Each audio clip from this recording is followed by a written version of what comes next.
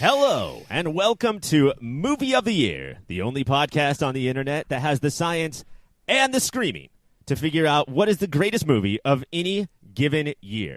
My name is Ryan, and tonight is a very special night because we are going to forego doing old-ass movies that nobody cares about and continue in our very special series, Movie of the Year 2020. My name is Ryan. Did I say that already? Yes. Okay. I'm sorry. I'm blacked out. What? Okay. So I need you guys to wake up real quick. I'm going to start with introducing Tompkins and give Simone a second to wake up a little bit. Tompkins, how you feeling tonight? I'm great. I am stress-free, rising and grinding, as they say, getting that bread. I love it. Okay. Now, Tompkins, you are in competition tonight for a movie called Never, Rarely, Sometimes, Always. Yeah. Okay. And I'm a little nervous about you winning tonight, so Tompkins. I'm going to give you a point right off the bat.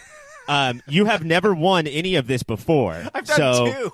Although one was about my own poetry, so that counts for more than one, I guess. So, but like Oprah, though, right? Yes. Okay, so you said that you were going to bring in the easiest competition you could possibly find. Yeah, the opposite of a ringer. With us tonight is Simone. Simone, how are you? I'm great. Thank you for having me. I'm really excited. Simone. There's your point. Wow! Yeah. She sounds we're hot. high tech, baby. I love So you her. This is a competition, guys. So you will be battling it out to see who likes a movie about abortion the best, and who can talk about it better than the other one. Hell yeah. Yeah. All right. So before we get into the nitty gritty of this movie, just overall thoughts. How did we think this movie worked, Simone? I thought this movie worked tremendously well. I loved it. And didn't know it was about abortion till just now. It's subtle, I Yeah. thought she was getting her first tattoo. Uh-huh. It's like, why the So why the this rigmarole? is awkward and makes a little more sense now. But no, I thought it was a tremendous film, and I was emotionally gripped the entire time, even though it was there was barely any dialogue, and I was riveted the whole time. Yeah. What were those? What it was kind of a thing in comedy for what were they called, like shoegaze movies or whatever? Like those know. really. There was those two brothers who kept making them. Come on. Yeah. Ryan. The Duplass brothers? Yeah. The This is Mumblecore? Mumblecore. This was like a Mumblecore drama almost. There was, and that it had almost no palpable drama. It also, in another sense, it definitely didn't have melodrama. no melodrama. It was like it had no monologues. There wasn't a single monologue. which Nothing is hard for you because to I don't say. know how to think about things now. Like if the director or the characters aren't monologuing to me, how am I supposed to believe you need about to things? turn your ass to camera and tell me what I. Yeah. Another. It was also like. Wow, how did I get in this situation? It's just staring into the camera. Yeah. It was also a horror movie in Yes. a lot of ways, where every time you see a man, it's like when the ghost pops up in the back for like the first half of a horror film. Yeah. But it's called it's realism though. So if men are that scary, how could it be realistic, Tompkins?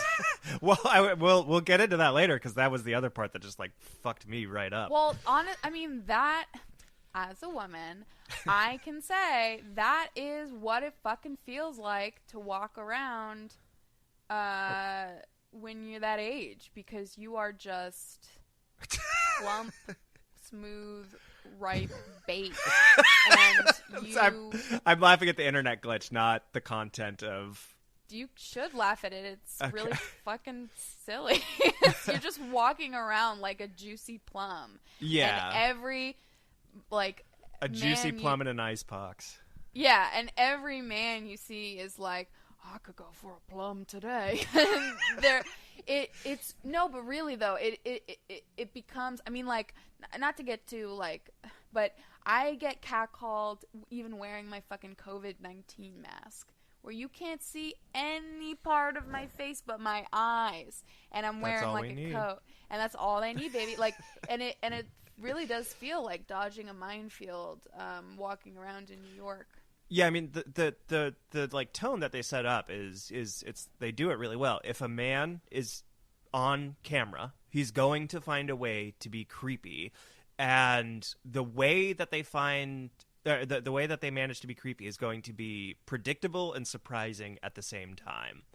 Yeah, and then watching them like get out of the situation. It's like, yeah. Good, get out of there. Right. Where are you going to go? You're just going to go to another situation with a different sleazy dude who's sleazy in a different way. Barely, Right. like mostly the same. Yeah. Yeah, and when I was, that's a really cool way of thinking about it, is that it's like it could be a very tropey movie of like the abusive predator stepdad who's like a drunk, like that's been done a lot.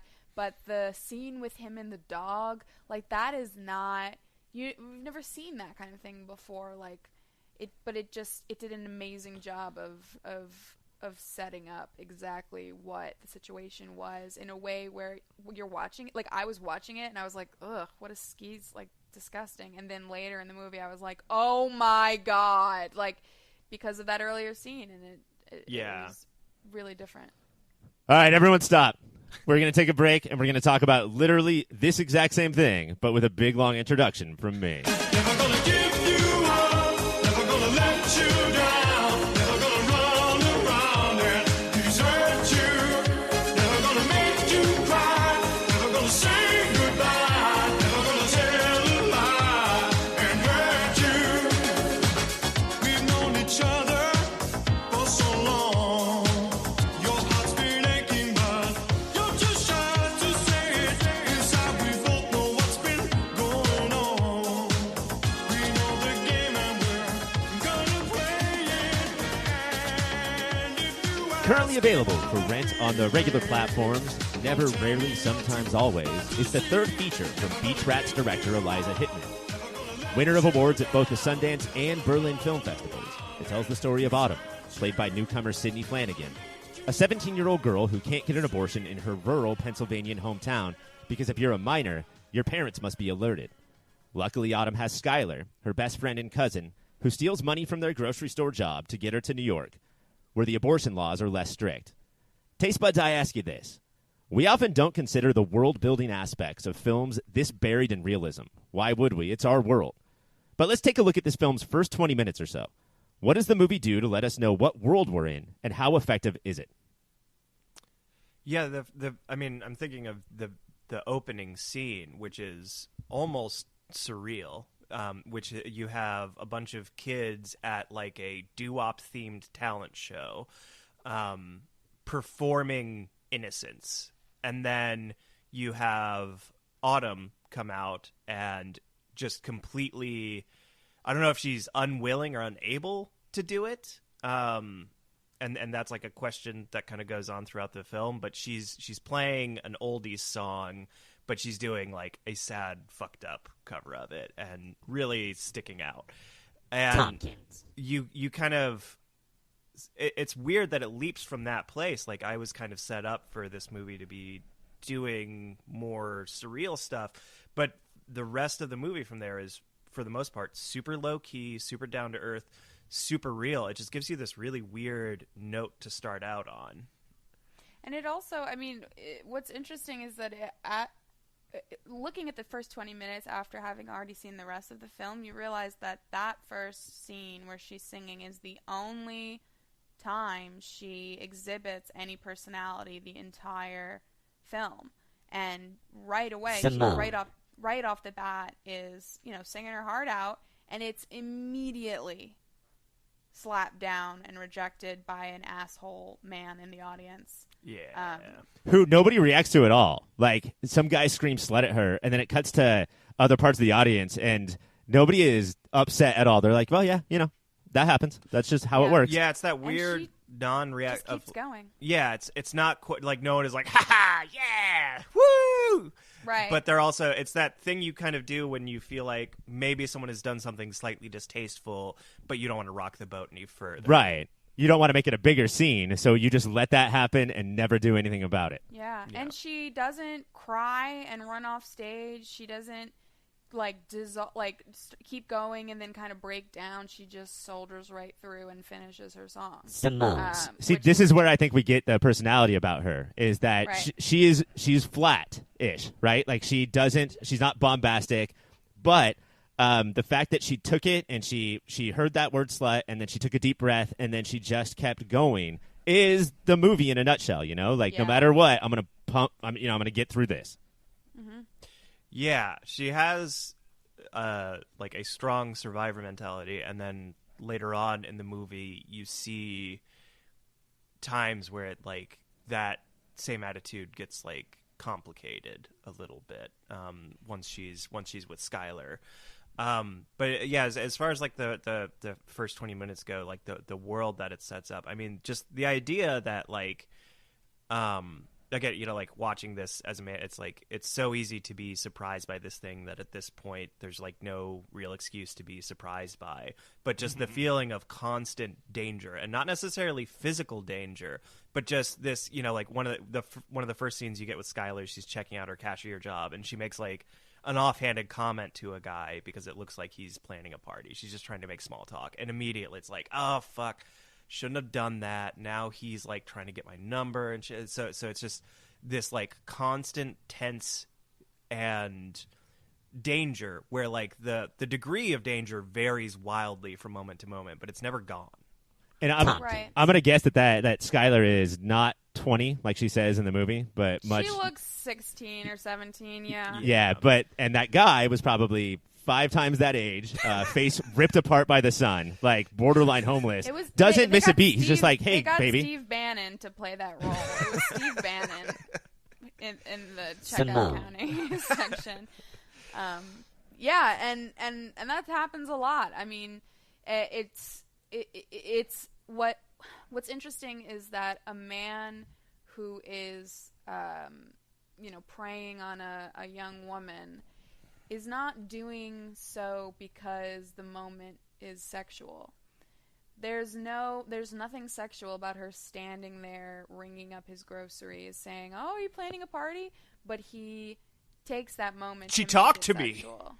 Yeah, she She said exists in words front right of to me. Yeah, she acknowledged my existence, and that's my opening to sexualize her and Yeah. invite her to a party and maybe have sex with her. And that's that violence, that walking around with that low level, just foundational danger built in, where it's just like my existence and registering another man's existence is an invitation for them to sexualize me, is what's so terrifying about what happens when you gain your sexuality as a young Simone. woman.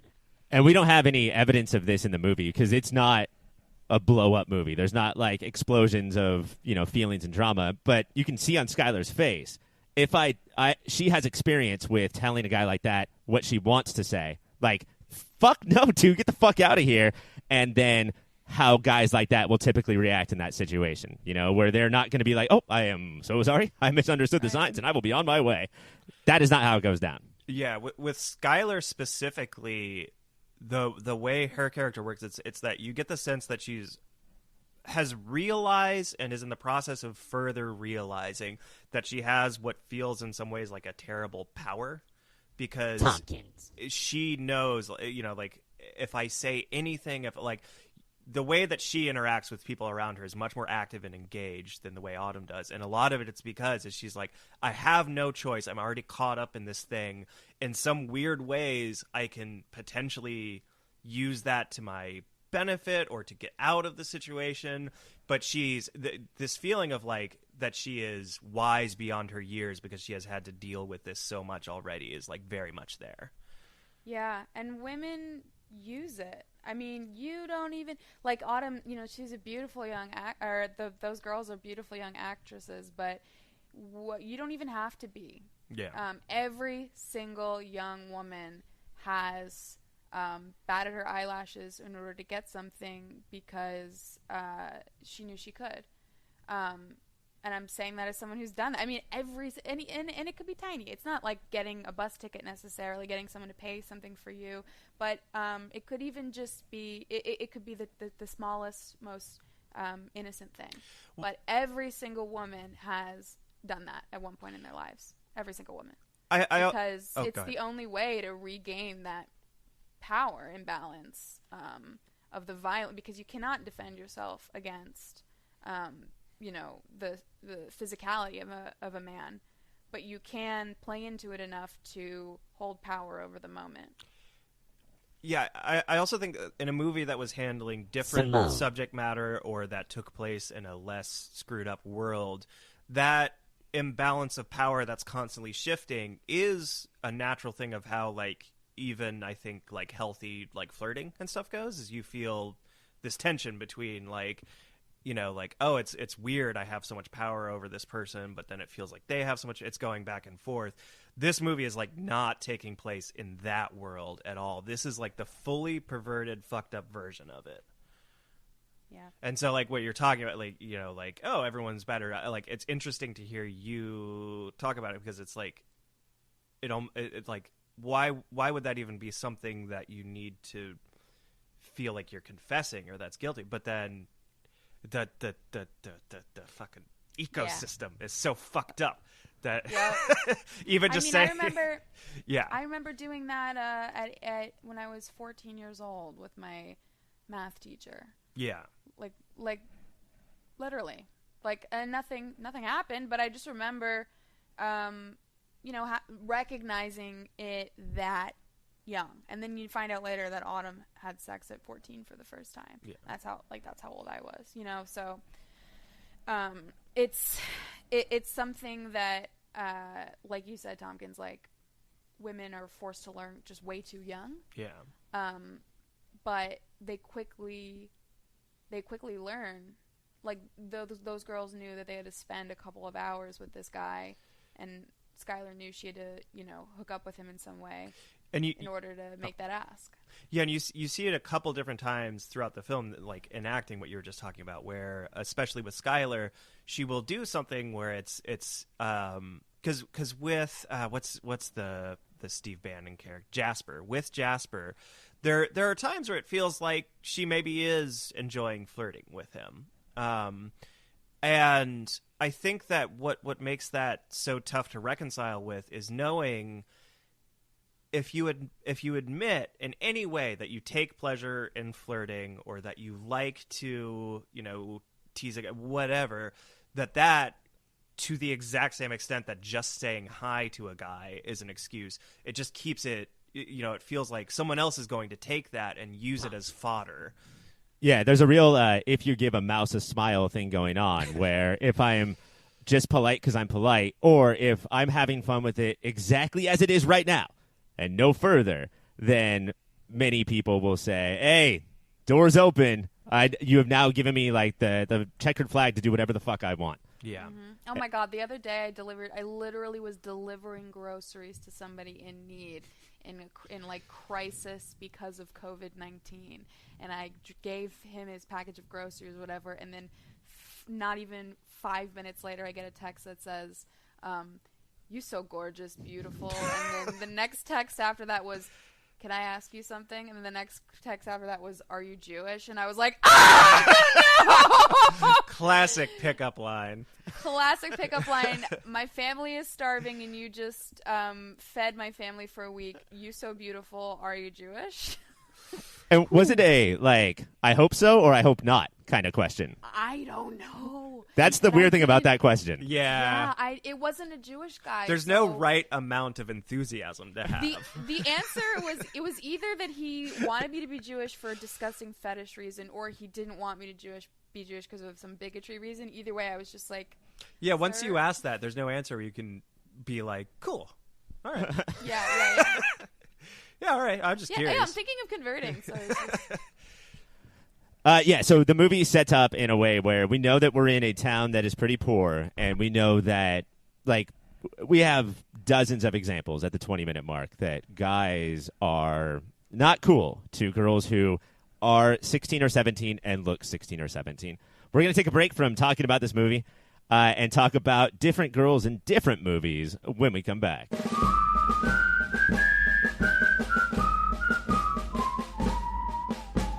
Mount Rushmore.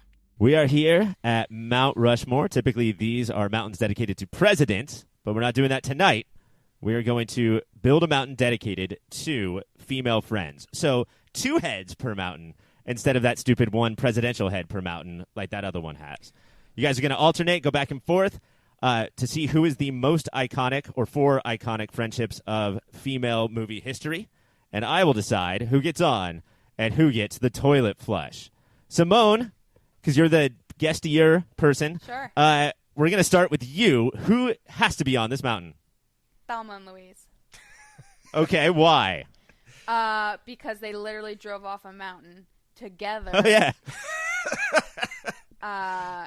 And the movie is called Two Girls' Names. Uh-huh. That is my answer. I was hoping she. Oh fucked my it up God. with you. I just thought of a new one for this. When you said 2 girls, it made me think of a different movie of 2 friends going through a journey that hopefully one of you mentions. But Simone. that is definitely on the mountain. Yeah. All right. Tompkins, what do we got? Now, you have never seen a movie that has female characters. Is that correct? Well, I have seen. They might have. I usually close my eyes in time. Uh-huh. So sometimes it seems like there might be, but I'm like out of there by that point. But I have heard that there's a little movie that, how do I describe it? One of them can't sing but is hot. The other is hot but can't sing. They team up Freak the Mighty style and live an entire full life together. The magical world of Beaches. Hillary and Cecilia from Beaches. Hillary and Cecilia Beaches. Yes. Okay. This is an all-time cry movie that I have not seen because I'm a crier and I don't want to go through it. It Has is. anybody actually seen the movie? So I've seen it like 50 times, and I'm not joking. It was one of the few movies we had on VHS growing up, so I would watch it sometimes a couple times in a day. Wow. Okay. Cool. It's I, Bette Midler have and friends, Barbara but- Hershey, I believe, play them. Barbara Hershey, yes. Yeah, they're great. Bette Midler sings. She has the one song that's like, industry, charity, faith, whoa. You know what I'm talking about? Come on. Yeah. I know what you're talking about. It's Cecilia and who? I'm sorry? Cecilia and Hillary. Oh, clearly a big fan of Beaches. I just know them as Mrs. and Mrs. Beaches. Is Beaches that movie called Dune? Yes. Okay, I have seen that. Okay. Tompkins, you get the point there. 2 spots gone, Simone. What do you have? Oh, what were their names? Hold on. Wait. The movie is Not looking good. Clueless. Uh-huh. The girl in Clueless and her friend in Clueless. Yes. Alicia Silverstone's character and Sharon Dion. yeah, Sharon Dion. Sharon Dion. That's a movie about what it's like to be young and in love with your brother, Yeah. and you It's true. need a friend there to guide you through. And they were really cute, and they had a bunch of cute little montages. And they got in a fight where they didn't talk for a little while. Right. Tompkins did Mr. and Mrs. Beaches get in a fight. Oh, a huge oh my God, you have no idea. Like years they do not talk. All right, unfortunately, Tompkins, Clueless is my favorite movie of all time, and it's definitely going to get on. We only have 1 spot left, Tompkins, so better make it good. And I already have in my head who takes this. So It's so obvious. just- I know what it is. yeah, just guess what I'm thinking. I know what it is. Okay. Well, boy, Guess faster, though. that's throwing me. Stella and the Delilah from How Stella Got Her Groove Back. No, can I guess it? I know what it is. It just came to my mind. It is your turn. Frances and her other friend in Frances Ha. No, it is not that either. That's Okay. the whole movie's about 2 girls and to be best friends. Flusher Ryan. That Flusher real good. Simone. I'm gonna kill Amy and Molly from Booksmart. All right, hold up. So we have Francis Ha on the maybe pile. Whatever the fuck Tompkins just said is not on the maybe pile, is ineligible. Oh, How Stella Got Her Groove Back. Tompkins, I know. what was the last one you said? Amy and Molly from Booksmart. Ooh, that is a good one. It is not the correct answer. Okay. Different film, same Yes, please do a different actor. film than Booksmart. Different film, same actor. Beanie Feldstein, Lady Bird. Lady Bird, oof, that is way better than Booksmart. I'm going to say Joe March and Beanie from Lady Bird. Joe Marchantini. Great. All right. Is it my turn again? Well, yeah, we have Francis Ha, we've got Booksmart, we have Lady Bird. Can you beat one of those three? Enid and Rebecca from Ghost World. I've been keeping that one in my back pocket.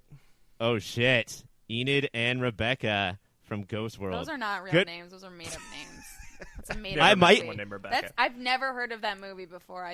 You made that up. This is unprecedented. It's never happened before, but these maybe options are so good. I might kick off the Beaches ladies and move some of them in, which means I would have to subtract a Tompkins point. God damn it! I watched. Simone, what do you got? Do you have anything else? I do. One. I do have one more. What do you got? It's far back. I guess it's not as far back as Clueless. Mia and the girl who did the magic show in The Princess Diaries. Mia Thermopolis and her friend. Boo. That did a magic show? She had like a cable show. Her friend was named. That's not even a Lily. movie about their friendship. The friendship is incidental to the plot. That's maybe true. Tompkins. Tompkins, Oh! what do you got? I've got. Should I have two more. Should I just list them? Yeah, just give them to me. Annie and Lillian from Bridesmaids, which I know you said we're not looking for ensemble, but the film is built around their specific friendship. They have the classic 100%, falling out, yeah. They have the classic growth. There's also Destiny and Ramona from Hustlers. Maybe too new, but I thought I'd offer it up. Wait, I have a better one than that. Sorry. Yes. Romy and Michelle from Romy and Simone. Michelle's high school reunion. Simone. Yes. Simone. Yes. The final answer is obviously Romy and Michelle. Hell yeah. And I am going to take off the Beaches girls. What the How's that taste? Simone is beating me by more points than it should be possible to beat someone by This in a Mount theme Rushmore. is the theme of this episode is women. So you can't have a woman on the show and not expect her to win. She's gonna win. Is that a good theme? Like, can you just do that? Or like women for a parade or a dance? The theme is women. Women. All right, guys. Here is your Mount Rushmore of female friendships. We have Thelma and Louise, those two from Bridesmaids, Sharon Dion from Clueless, and Romy and Michelle from their high school reunion. I'd watch the shit out of that movie. Me too. I dare you to watch Beaches and not eat crow. Simone. When we come back, we're going to leave all of these not paying people aside. We're going to go to Patreon land, where we are going to discuss the movie more and also talk about Romanian films. I want to talk about Serbian films. I'm rare. I'm rare. I'm rare. I'm rare. I'm rare. I'm rare. I'm rare. I'm rare. Like a $2 bill. Like a $2 bill. Like a $2 bill. Like a $2 bill. I'm rare. I'm rare. I'm rare. I'm rare. I'm rare. I'm rare. I'm rare. Yeah. I'm rare. Spit cold shit, need mucinex. Diamond chain around my neck with the crucifix. Got a family now, so I had to pipe down. For a young hoe, fuck up my timeline. This movie could have very easily been just Autumn's story, about her taking her solo Orpheus-like trip to New York. But we and Autumn have Skylar. How do the two of them together change the movie, and what do we make of their quiet, understated relationship? They're so serious. Teenage girls. Yeah, like, where's the bit, ladies? Can we bit, please? Let's just do a bit. I thought this was going to be like jokes. Broad City. I thought once they got to New York, they were going to get caught up in the stand-up comedy world. Yeah, they were going to start taking classes at UCB, and then Yeah. there was the competition over who gets onto the house team, And then right at the Marvelous. last second, they look at each other, and Skylar's like, wait, you're abortion! And then they just run to the clinic as fast as they can. Yeah, just full on. Yeah, Keystone Cops at that point. oh no, she had her baby at our improv Yeah. grad show. Yeah. The Marvelous Miss Navel, is that something? Because That's something. that's where That's you get something. pregnant. It Yeah. pokes out. I think, Tompkins, I was talking about the girls. I didn't want you to bit. Please, you don't bit. That's, no. Simone. No, I'm so sorry. I'm done. yeah, I it's think- a very serious relationship, which is not very typical of teenage girls. Is usually a lot of like they're usually represented as oh my god and chattery and pop culture-y, and there's just none of that. Is this, would you say, more realistic than how movies will typically portray female best friend cousin type people? I think that It definitely captures a side you don't normally get in the movies. Yeah. Like, you see them joke around a little bit, like at the end, but this is like if you kept rolling on Booksmart, you would get shit like this. Although then again, I mean, the argument can be made that in Booksmart, those girls are wealthy, you know, and like have loving parents. Like these kids are, you know, they're in working class homes in a shit town. And yeah, they are families, forced to survive more. Yeah, and they're unsafe in their daily lives. I mean, the thing that I like about their relationship is that Skylar, like, as soon as Skylar knows, it's not even, there's no discussion, there's nothing. She has a lot of the same type of resolve as Autumn. She just takes the cash, Tompkins. they go. And I like that a lot because, and they establish it again in that critical, like, first act 20 minutes, like, they are, you know, like, in the sorority of women who have to just fucking survive. They both understand. They both go through the same shit. And I think Skylar really helps you track Autumn's journey because in some ways she is seeing her future. In some ways she is seeing stuff she's already been through. But then there's also this huge chunk of it that she has no access to. There are, you know, like, you never really see Skylar alone. You go off and follow Autumn. And I think that's really important to understanding what's going on for Skylar here, is that she's on this journey to get her friend what she needs. And there's this, it almost feels like it's addressing this sort of myth of like sisterhood, of like, we've all been through this, we're all in this together. But like, at the end of the day, Autumn goes into the room alone. Right. And then afterwards she asks her, like, what was it like? Did it hurt? And Autumn just completely brushes it off and doesn't There's give nothing her... to say. Yeah. And like, I also don't have that sort of personality where I need to tell you. You know, I don't know if Skylar does, but Autumn isn't like, oh my god, check it out. Well, she's like, that's this. a It's not teenage important girl information. thing. Right, Yeah. and that's a teenage girl thing, typically, is to tell your best friend, tell each other everything. You know, talk all night, and it's just not that. And I don't think that it's necessarily more realistic, but I think that a more serious, pared down, silent, you know, I think you use the word understated relationship, just fits that's where you see, you know, the drama.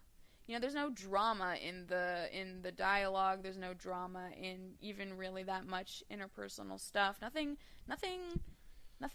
huge happens. There's no, you know, and but the drama is in the silence and the serious lack of joy and the lack of, you know, levity and frivolity that these two girls are going through. And I think it really like focuses and exploits like the relationship of cousins, because they're clearly not friends that met at some point in their, you know, in 6th grade or 7th grade, but they're also not sisters. They grew up together and they're closer than friends but aren't sisters. And I didn't know what they were for a long time, but when it was revealed that they were cousins, I was like, of course, they're fucking cousins. Yeah. I also think like a huge moment for like the closest Skylar gets to having her own sort of moment is like, so they meet this guy Jasper on the bus when they're heading into New York. At the time, he's just like another example of a guy who won't leave them alone. But later on, when they need money for a bus ride back home, Skylar calls Jasper and is willing to hang out with him the entire night, string him along, and is doing that thing we talked about of like a power you sort of wish you didn't have, where you can kind of tell she has like the math laid out in her head of like, I can get the money from this guy. I don't want to fucking do it. I wish I didn't have to, but it's there. And what else are we going to do? She won't let me call our parents. And so the moment, and another, like, it's that very dream-like quality that the movie occasionally slips into. Skylar is making out with Jasper. And at first, Autumn is like, yeah, go. do it. She says straight up go. Like, Yeah. we all serve our roles on the team here, Sky. Yeah. And it's my job to like kick back and watch the suitcase and be pregnant. You gotta go. Yeah. And you're like, what is this? I mean, it's such a stressful moment watching because it's like, what is gonna fucking? Then she leaves Penn Station and is immediately overwhelmed and goes back into Penn Station, and you're just like, ugh. Yeah, but in a very dreamlike way, where it almost slips into like a Miranda July level of surrealism. You get a point for saying Miranda July. Just you don't have to end the sentence there. Miranda July.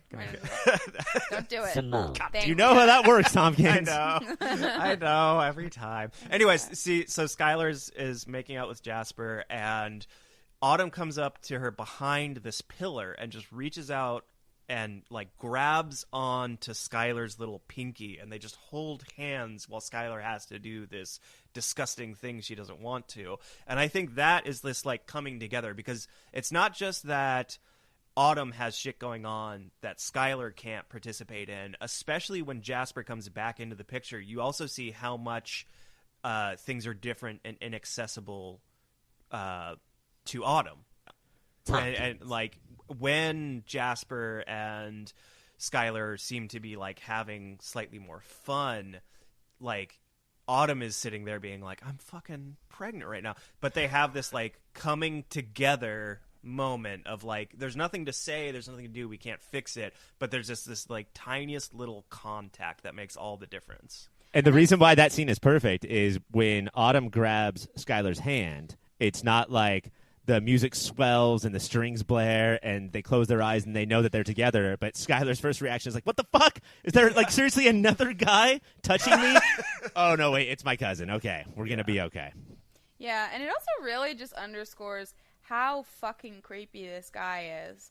Because, you know, you could just be like, oh, well, he's like, you know, like a 23-year-old. Yeah, it's gross that he wants to hang out with a 17-year-old. But it's like, why are you hanging out with these two girls while you're in New York? You don't care that they're obviously younger than they're saying. You don't care that one of them is completely checked out, doesn't want to be there, it looks physically uncomfortable, and barely speaks to you. You don't care that they have these weird reasons for why they can only do certain things. You're just like, great, as long as I can continue to hang out with you and buy you drinks, I'm fucking fine. It's working.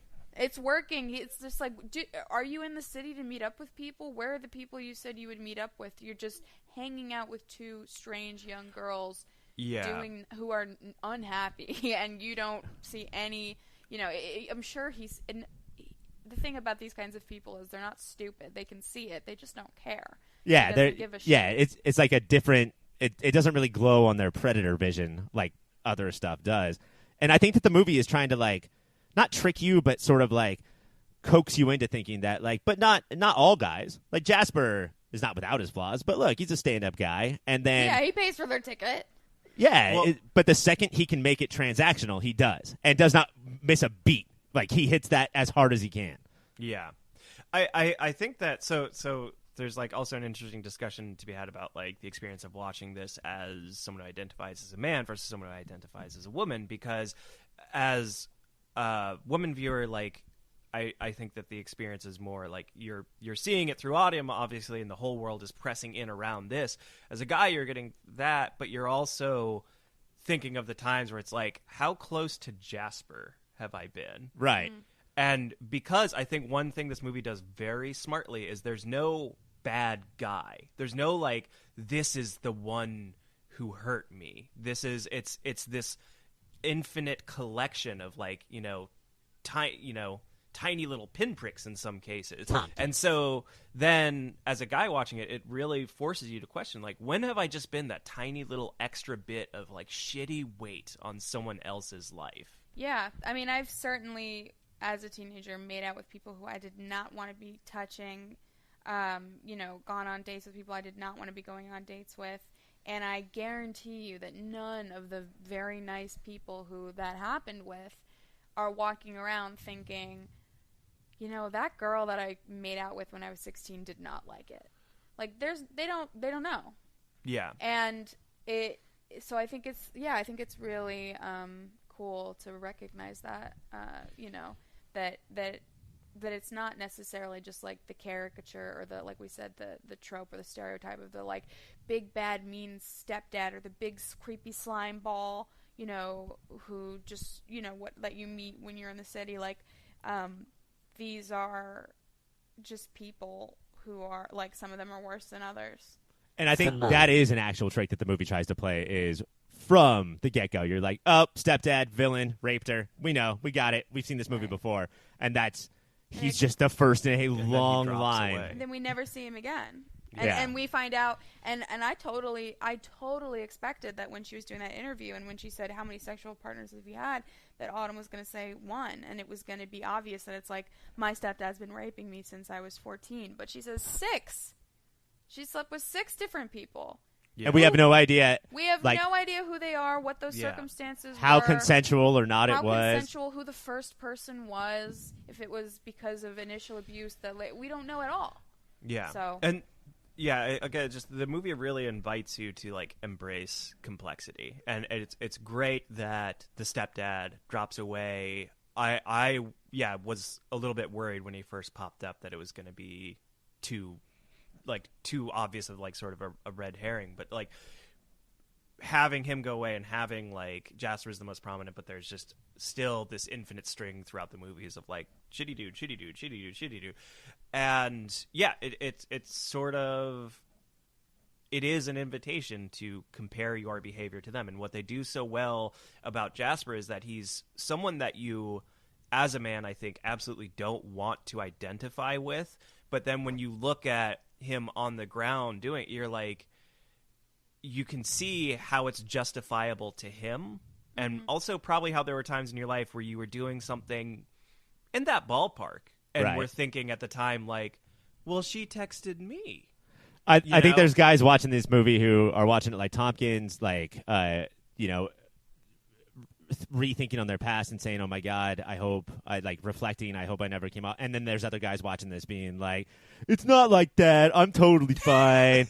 Everything I've done is totally good. Like or even just the bus, the one that really struck me, because there's so much in this movie that's obviously egregious, like the man on the subway who's masturbating and the way the stepdad is, but even just the conversation between Jasper and the girls on the bus, when she makes it completely clear through body language that she does not want to talk to him, is very polite about it, but makes no effort to continue a conversation with him and pretty much brushes him off as politely as possible.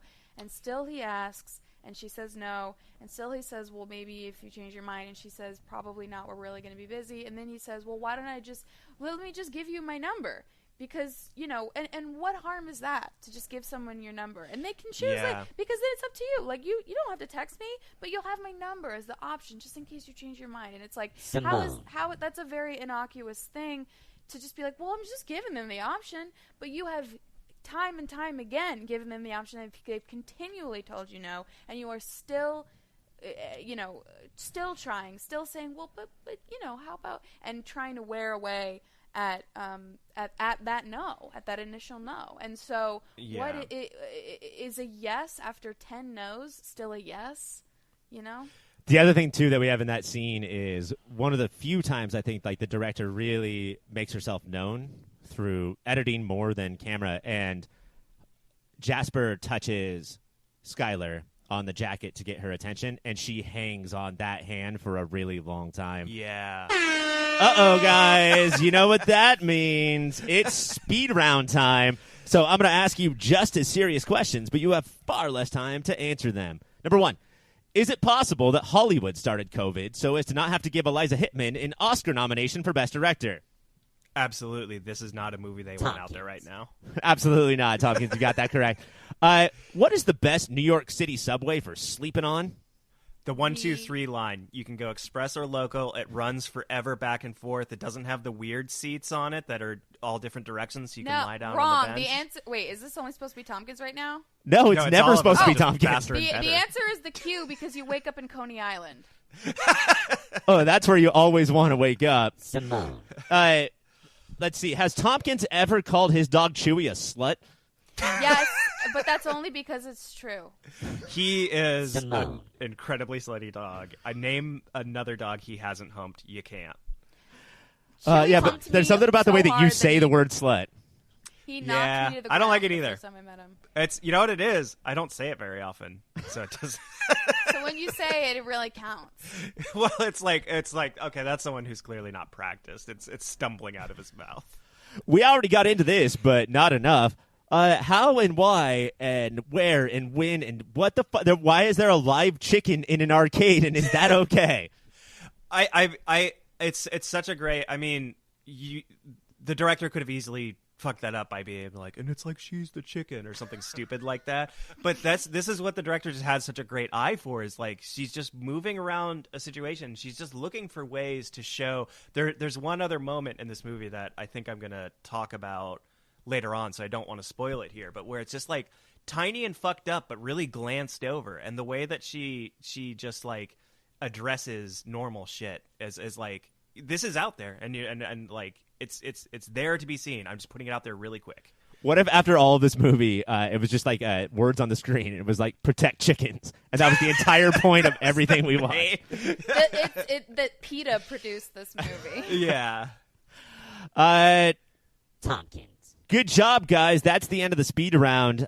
We have so many awards to give this movie and this movie only. So when we come back, it's award season. Sometimes I run, sometimes I hide, sometimes I'm scared of you. But all I really want is to hold you tight, treat you right, be with you day and night.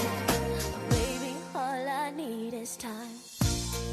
I don't wanna be That's right. It's awards time. You guys are going to nominate different things for awards, and I'm going to decide who is the winner and who gets the points. First up is New Yorkiest moment. Now, Simone, you've only visited New York for a couple days, so we're going to start with Tompkins, who is the king of New York. What is the New Yorkiest moment? The New Yorkiest moment is the subway jerker. Guy jerking Christ. off in public is New York, baby. Now, I am from Southern California, so we only have Subway sandwiches, but that does not stop me from jerking off in Subways. Simone, what do you got? Well, that was going to be my answer, so I Just guess... do it. You're probably going to get the points. No, I'll give a different one, which is getting a disappointing slice of pizza from Penn Station. That's also really good.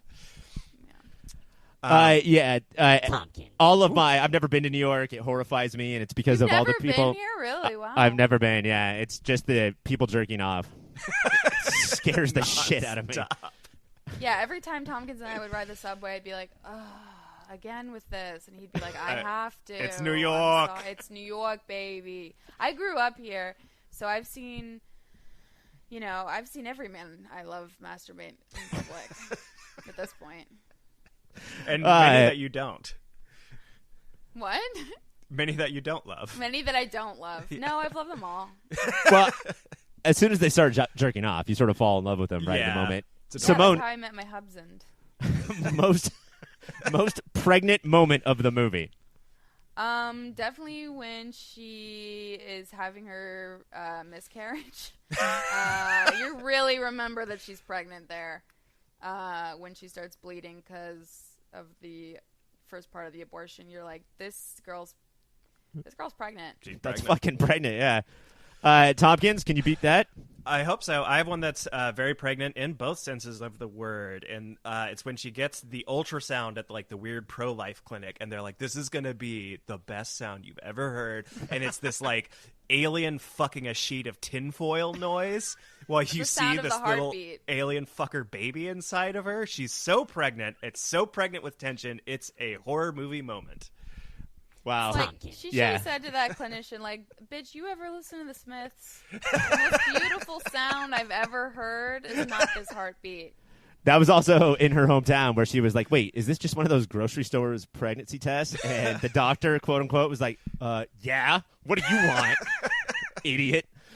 Pound for pound performance, which means it doesn't have to be one of the leads, just who spent their screen time the best. Simone, which performance do you think won?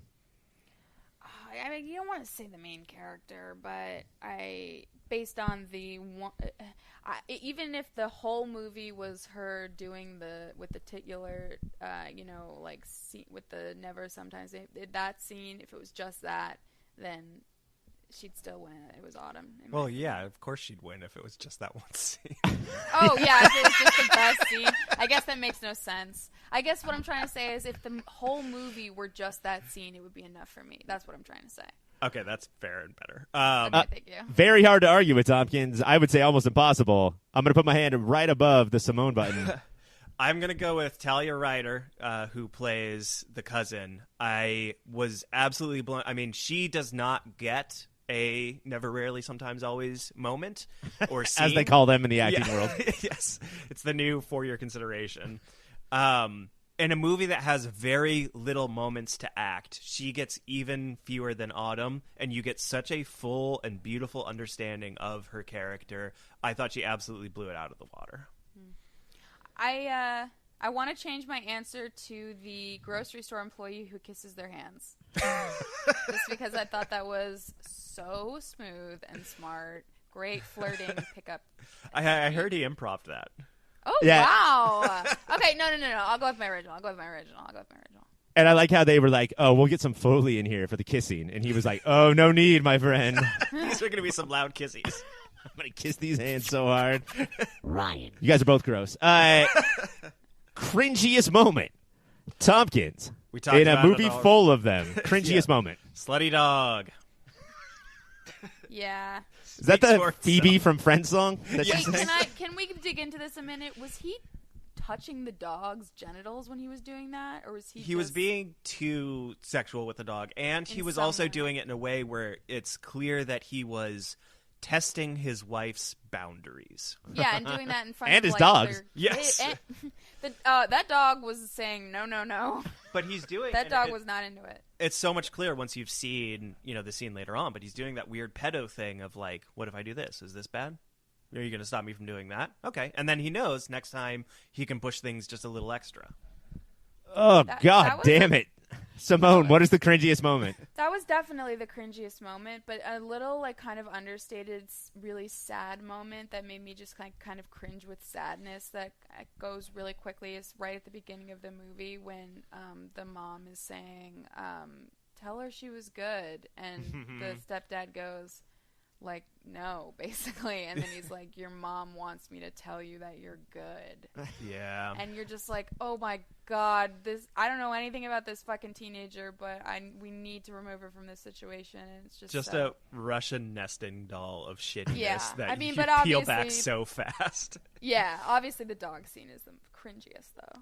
As a person who spent his teen years having a mom who collected stepdads for him, that was super accurate, particularly Did you notice that he took a drink of the beer right when the scene started and sat it down next to 7 other beers? They're at a Love that. pizza party celebrating her performance, and he is shit-faced. Yeah. But yeah, that dog shit is fucked up. All right, guys. This is my first Eliza Hittman movie. I don't know if it's yours, if you saw Beach Rat. So it might be hard to do director's signature. But what do we think is going to be an Eliza move that for the future? Tompkins, we'll start with you. It was just briefly mentioned. I was hoping we could open the can on it just now. The hand kissing. It is so fucked up and weird, but it's not emphasized at all, and it's so perfectly acted where, like, you realize that for these girls, it's just like, all right, worst part of the workday, time for the hand kissing.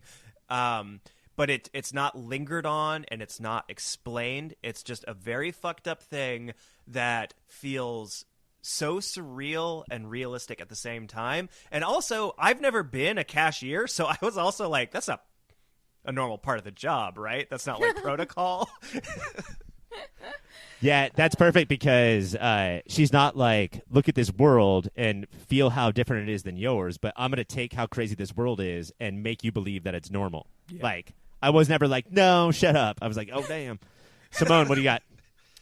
Her signature, I think the silence. I think the Which signature would be your the silence? lack of fear of silence. Simone. Silence would be your signature. Like she wasn't there was not a single unnecessary word, and sometimes there weren't even some of the necessary words. Like, you know what I mean? Like that made me sound like a fucking idiot. But what I'm trying to say is that sometimes the silence really forced you to pay attention and figure things out based on smaller clues and things from the actors' performances, or to remember things from earlier on and then piece them together later. And when I hear somebody describe a movie like that I haven't seen yet, I sort of run away. Like, well, then I will not watch that. And this wasn't that. Like, it was hard to watch, but not boring. Oh my God, I have to sit and watch people sit for hours. Like, No, it was it's still riveting. Yeah. Simone. What, Tompkins? What? I'm applauding your judgment. Fuck up. I know that was you. I Thank you very much, Tompkins, for that. I'll give you a point for that. Tompkins. So those are the awards. When we come back, we are going to see how this movie's going to do in the final bracket.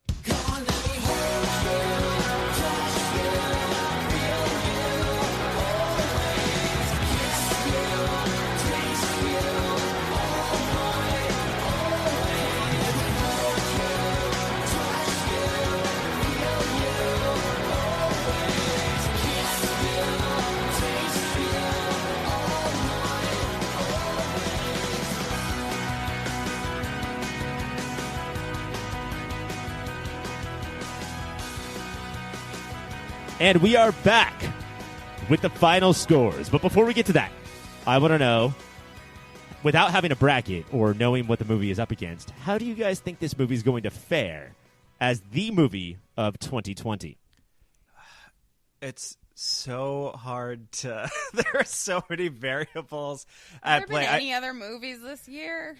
Yeah, I mean, at Yeah, this there point, have. its strongest competition is The Way Back, which is good in a very different sort of way. I think it's going to be a strong contender, and especially for the Your Pop Filter brand, it's going to do very well. Which is the pop filter brand is just trying to prove that we're woke. So that we're woke and smart. I think it'll do very well. I feel like because it's so understated, even for critics of our caliber, in a normal year, it might wind up getting overshadowed by like a louder, more fun movie. But in this current environment, it feels it's not quite a lock, but boy, is it a strong contender. Like, let's be clear. It's called Never, Rarely, Sometimes, Always, not Never, Rarely, Sometimes, Always World Tour. So that is going against it A hard. big knock against it, yeah. If they could figure out how to make it into kind of like a Boss Baby kind of thing, where there's like a Boss Baby. It was distinctly missing, like a Boss Baby element. And Like- she had siblings. And she was gonna have a fucking baby. And then they just took that off the plate entirely. This is the Boss Baby origin story. He was This is- aborted. Yeah. The Boss into Baby was Boss Baby. So for those of agree. you who don't, you're not Patreon members, just so you know what you missed, yeah. Tompkins and I had very serious film conversations in British accents about this movie and all movies, while Simone screamed Boss Baby at the top of her lungs over and over and over again. as I want to do. Yeah. And I ball my fists up like a little baby, and I go. You sound like a switchblade. All right, we have got to get to the score. Simone, you had a rollicking, very high 31 points, but unfortunately, this pompous piece of shit asshole scored 36 and is going to take the showdown tonight. Yes. So, Tompkins, you know more about women than anyone else. What do you say about that? Congrats. I think they should be loved and respected. I shouldn't have started out that way because that's not a good premise for a bit. I honestly believe it. I'm trying to win graciously because I want to do it more. Yeah, really white knuckling. Simone, it, you were though. a great guest. Sorry I wiped the fucking floor with you. It's okay. I'm probably gonna just like pop into Manhattan and get a quick abortion to get out of this. I don't know. We'll see what happens when I'm in town. Tompkins, what ruins your victory speech is how you're furiously kissing me and Simone's hands as you talk. Yeah, It's kind of impressive, actually. quit it. Yeah. Lay off.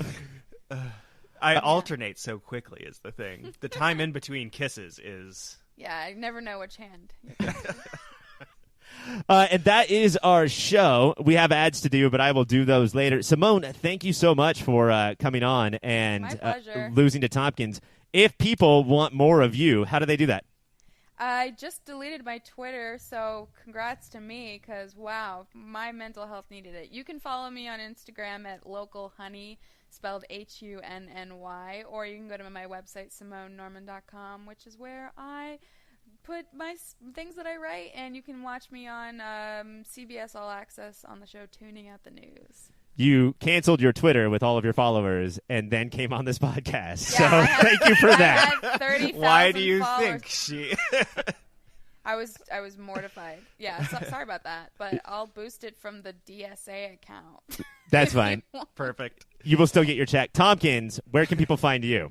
They can find me at TompOfficial on Twitter. Nowhere else. Okay. No address or anything?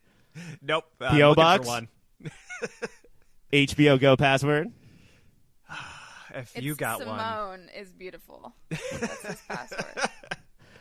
I'm stoked at how cool you are with that, Simone. That's his password. All right, we're gonna I've asked him. We're gonna take one last break, and when we come back, the rest of the ads. Okay, now that the children are gone, and it's just me and you, audience, let me tell you about some boring stuff that you don't care about. First of all, Tompkins and Simone, thank you one last time for being on the show. You two were wonderful. Obviously, one was more wonderful than the other. I also want to make sure that I tell you about yourpopfilter.com. That is our home base website. Go there to get everything you need that's pop filter related. And while you're there, go to yourpopfilter.com/Amazon. Make that your new Amazon bookmark. And then if you use that Amazon, you will support us a lot more and Amazon a lot less. And isn't that what we're all looking to do right now? On the website or on Apple Podcasts or on Stitcher or wherever you get your shows, we do have a lot of them. Right now you're listening to Movie of the Year. Please also check out the Superhero Show, where me, Mike, and Cassie review every single TV show based on a comic book. And then the OCD, where Mike and I review every single episode of the OC. We also have a Patreon. We would love for you to check that out. It's patreon.com/yourpopfilter. Go there and choose a tier. There's everything as low as $1 all the way up to millions of dollars. So you get to determine how much support you want to give to us, and that would be a month. That would be millions of dollars per month. We have a couple of social media things, I think, that we use. Twitter is at yourpopfilter. Follow us there. Instagram, also at yourpopfilter. And then if you have any arguments with how tonight went and you want us to face those arguments live on the air, email us, contact@yourpopfilter.com, and we will fight you with words if you're into that, okay? So thanks again for listening, and we will see you next week.